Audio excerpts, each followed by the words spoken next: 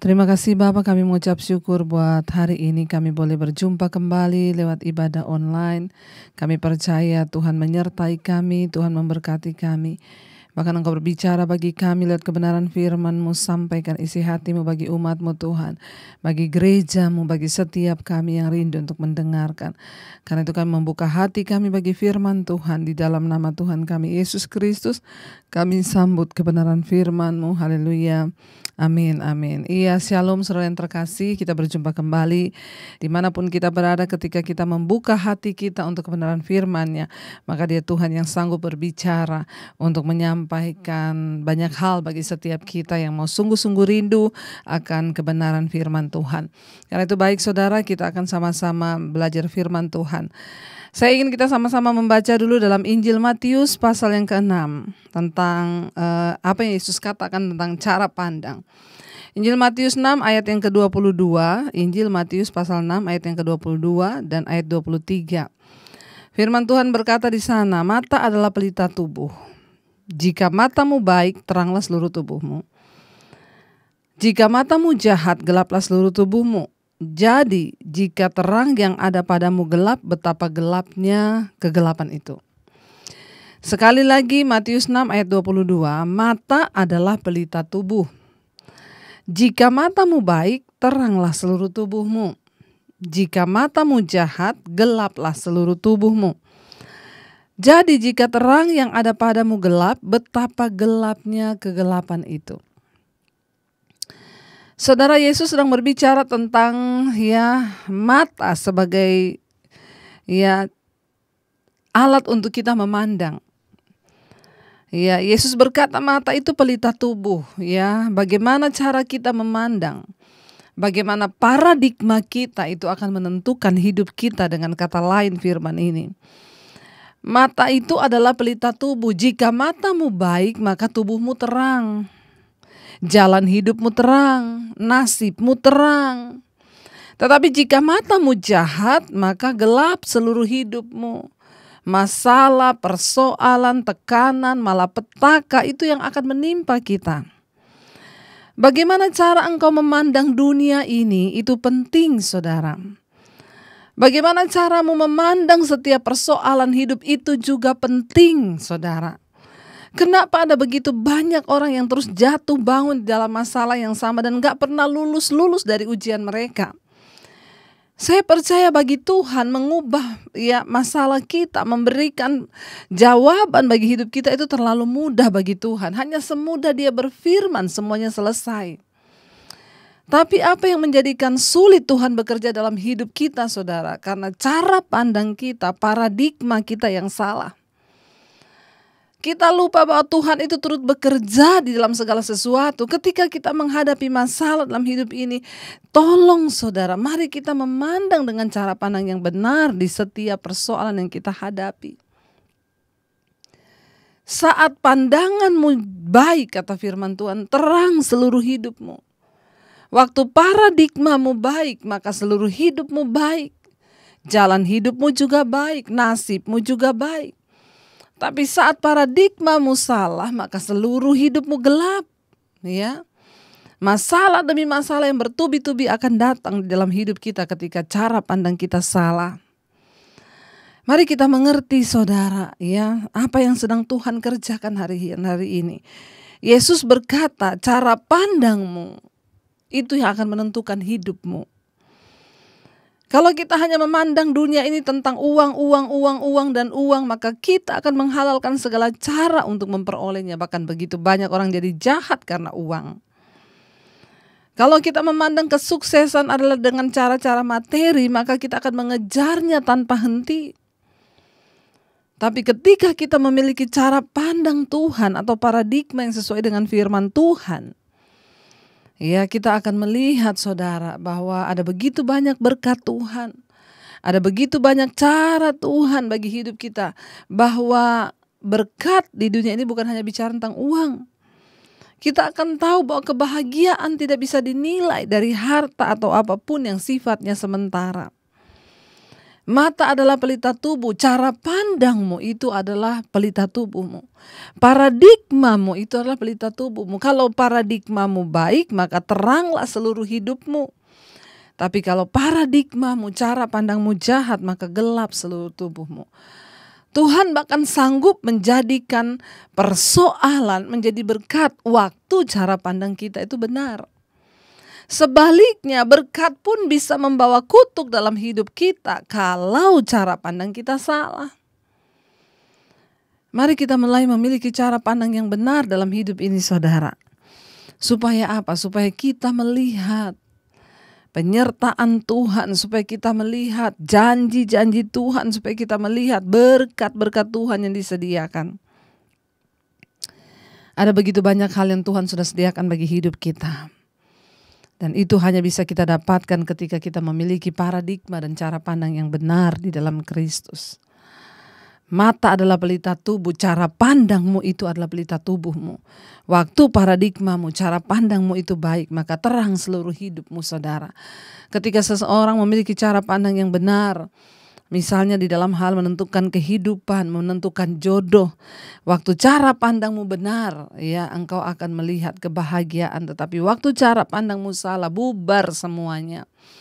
Ketika terjadi perdebatan di dalam rumah tangga, kita selalu memandang dengan cara yang salah. Perdebatan ini berarti kita nggak cocok. Kita lupa bahwa perdebatan itu justru membawa kita bisa menemukan ya apa kelemahan kita masing-masing, dan ketika kita mencoba memperbaikinya, kita akan menjadi semakin kuat. Tapi banyak orang kalah karena mereka memandang itu sebagai sesuatu yang ya sudahlah, nggak ada jalan keluar. Ya, kenapa? Karena cara pandang kita yang salah. Saya sudah tidak cocok ternyata dengan dia. Kita tidak melihat bahwa Tuhan turut bekerja dalam segala hal untuk kebaikan kita, saudara. Saya ingin kita melihat sebuah contoh di dalam firman Tuhan tentang kisah seorang paman dan keponakannya, saudara. Ya, dalam Kejadian pasal yang ke-13 bagaimana Abram dan Lot ya itu akhirnya berpisah, saudara. Di dalam Kejadian 13 firman Tuhan berkata, ayat yang pertama, maka pergilah Abram dari Mesir ke tanah Negeb dengan istrinya dan segala kepunyaannya, dan Lot pun bersama-sama dengan dia. Ayat 2, adapun Abram sangat kaya, banyak ternak, perak dan emasnya. Ayat 3, ia berjalan dari tempat persinggahan ke tempat persinggahan, dari tanah Negeb sampai dekat Betel, di mana kemahnya mula-mula berdiri antara Betel dan Ai. Ayat 4, ke tempat mezbah yang dibuatnya dahulu di sana, disitulah Abram memanggil nama Tuhan. Ayat yang kelima, juga Lot yang ikut bersama-sama dengan Abram mempunyai domba dan lembu dan kemah. Ayat 6, tetapi negeri itu tidak cukup luas bagi mereka untuk diam bersama-sama, sebab harta milik mereka amat banyak sehingga mereka tidak dapat diam bersama-sama lagi. Ayat yang ketujuh, karena itu terjadilah perkelahian antara gembala Abram dan gembala Lot. Waktu itu orang Kanaan dan orang Feris diam di negeri itu. Ayat 8, maka berkatalah Abram kepada Lot, janganlah kiranya ada perkelahian di antara aku dan engkau, dan antara para gembalaku dan para gembalamu, sebab kita ini kerabat, kita ini saudara, kata Abraham. Ya, jadi saudara, ceritanya di sini adalah Lot dan Abraham berjalan bersama-sama, ya, dan mereka pindah dari satu tempat ke tempat yang lain, kata firman Tuhan. Tapi karena Abraham ini sangat kaya, hartanya banyak sebab dia disertai Tuhan.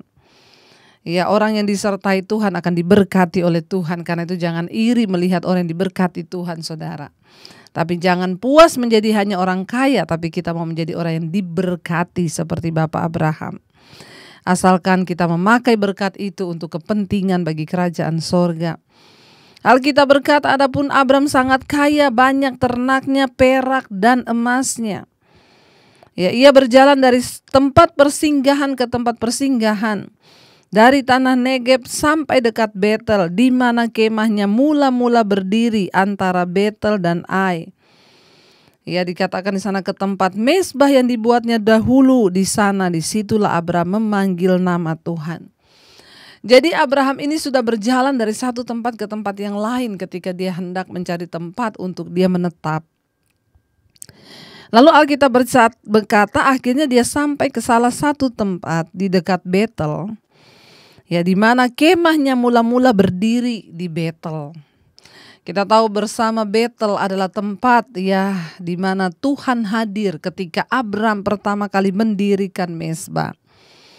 Kenapa Abram memandang tempat itu baik, saudara? Perhatikan paradigma cara pandang Abram. Dia tidak melihat tempat yang ya karena itu mungkin ya tanahnya subur atau apapun, tetapi dia melihat kenapa dia memilih tempat itu. Karena di sana pertama kali dia dulu pernah mendirikan mezbah mula-mula di dekat Betel itu. Di antara Betel dan Ai. Kenapa dia memilih tinggal di situ? Kenapa dia menentukan ya menetap di sana? Paradigmanya itu seperti apa? Satu-satunya alasan sebab dia pernah mencari Tuhan di situ. Dia pernah memanggil nama Tuhan di situ. Dan Tuhan hadir di situ, saudara. Itu yang membuat Abram menetap di tempat itu. Ya, paradigmanya yang tepat, ya, memilih satu tempat karena satu-satunya alasan adalah ada Tuhan di situ. Sehingga ya karena Abram itu sangat kaya, peternaknya banyak, juga Lot bersama-sama dengan dia, lalu terjadilah persaingan antara peternaknya Abram dengan peternaknya Lot. Dan Alkitab berkata mereka berkelahi walaupun mereka bersama-sama. Negeri itu sudah tidak cukup luas lagi bagi mereka untuk diam bersama-sama sebab harta milik mereka banyak. Ya, ayat yang ke-7, akhirnya terjadi perkelahian di antara gembala-gembala mereka. Maka Abram berkata kepada Lot, janganlah kiranya ada perkelahian antara aku dan kamu, karena kita ini keluarga, kita ini saudara.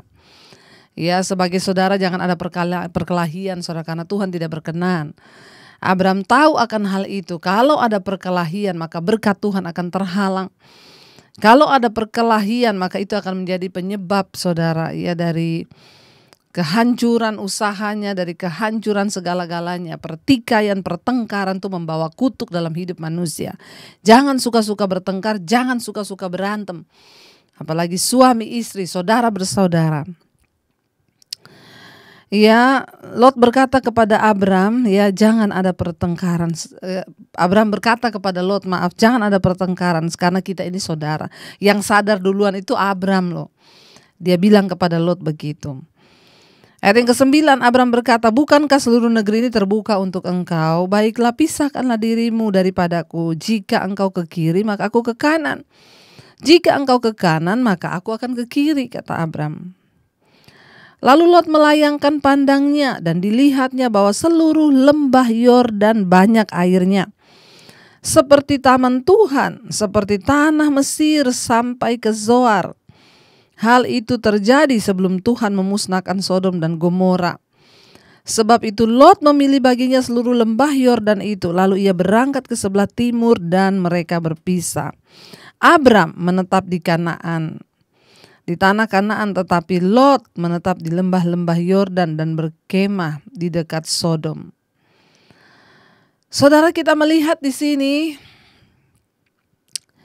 cara pandang dari Lot ini berbeda, saudara. Lot ini paradigmanya hanya melihat, ya, tanah yang subur, penuh dengan air, dan dia sudah membayangkan akan kemakmuran di depannya dia. Ya, tanpa berpikir panjang dia melihat sesuatu yang enak di depannya. Saudara, ingat, yang enak belum tentu baik, yang baik belum tentu benar, tetapi yang benar itu sudah pasti yang terbaik. Yang enak belum tentu baik, yang baik belum tentu benar, tetapi yang benar itu sudah pasti yang terbaik. Lot hanya melihat betapa banyak airnya, subur tanahnya, dan dia sudah memiliki sebuah paradigma pandangan bahwa ya itu yang terbaik, itu akan membawa dia kepada sesuatu yang lebih baik ke depan nanti. Tanpa dia peduli bahwa tanah yang dia pilih itu adalah di lembah dekat Sodom. Saya yakin dan percaya Lot pun sudah mendengar, ya, karena dia sudah lama menetap di sana. Alkitab berkata ayat 13, adapun orang Sodom itu sangat jahat dan berdosa terhadap Tuhan. Lot tahu akan keadaan itu, tetapi dia sengaja memilih di dekat tempat itu. Kenapa? Satu-satunya alasan hanyalah kemakmuran. Hati-hati, kemakmuran bukan jaminan segala-galanya, saudara. Abram melihat satu tempat, dia menetap di sana karena itu adalah tempat dekat dengan dia membangun mezbah. Adapun orang Sodom itu sangat jahat dan berdosa terhadap Tuhan. Setelah Lot berpisah daripada Abram, berfirmanlah Tuhan kepada Abram, pandanglah sekelilingmu dan lihatlah dari tempat engkau berdiri ke timur dan barat, utara dan selatan, sebab seluruh negeri yang kau lihat itu akan kuberikan kepadamu dan kepada keturunanmu untuk selama-lamanya. Abram tidak tamak, Abram tidak culas, dia tidak berkata, Lot saya sama kamu tuh lebih tua saya loh, ya jadi saya yang harus memilih lebih dulu. Enggak. Abram memberikan kesempatan kepada Lot untuk memilih sesuai dengan keinginannya. Ya, Abram mengalah, saudara. Orang yang suka mengalah itu mesti diberkati, saudara. Makanya jangan suka adu otot, jangan suka, saudara, ya sesuatu yang ya sifatnya hanya eyel-eyelan bahkan sampai kepada berantem. Ya, Abram menyuruh Lot lebih dulu memilih, ya. Dia tidak tamak, dia tidak mencari keuntungan bagi dirinya sendiri. Kenapa, saudara? Karena paradigma Abram itu kepada janji Tuhan dia percaya. Abram percaya paradigmanya bukan soal tempatnya, bukan soal tanahnya, tetapi soal penyertaan Tuhan. Abram bapak orang beriman, karena dia sangat beriman, dia terlalu percaya mau seburuk apapun tanah yang dia diami, asal ada Tuhan, maka Tuhan yang sanggup mengubah kutuk menjadi berkat. Saudara, ya, Lot memilih tempat yang enak. Abram ngalah ketika Lot memilih. Sebenarnya Abram bisa bilang, aku udah duluan lihat itu loh, kamu ini kan cuma ikut aku. Ya gak berhak dong kamu memilih tempat itu. Bisa. Orang yang suka mengalah, orang yang sabar, orang yang selalu menyerahkan haknya itu akan disertai Tuhan. Ya, ubah cara pandangmu hari ini. Kalau engkau menjadi orang yang suka eyel-eyelan dengan saudaramu, engkau orang yang suka berantem, engkau orang yang suka mau dianggap benar, terus bertobat, saudara, tanggalkan semuanya itu. Miliki paradigma yang benar. Ya, ketika Abram tidak memaksakan diri, dia menyerahkan seluruh haknya kepada Lot untuk memilih. Tuhan memberkati dia. Tuhan bilang, aku akan memberikan seluruh negeri yang kau pandang ini bagi keturunanmu, anak-anakmu. Ya, dan Tuhan memberikan janji, dan aku akan menjadikan keturunanmu seperti debu tanah banyaknya. Sehingga jika seandainya ada yang dapat menghitung debu tanah, keturunan pun akan dapat dihitung juga.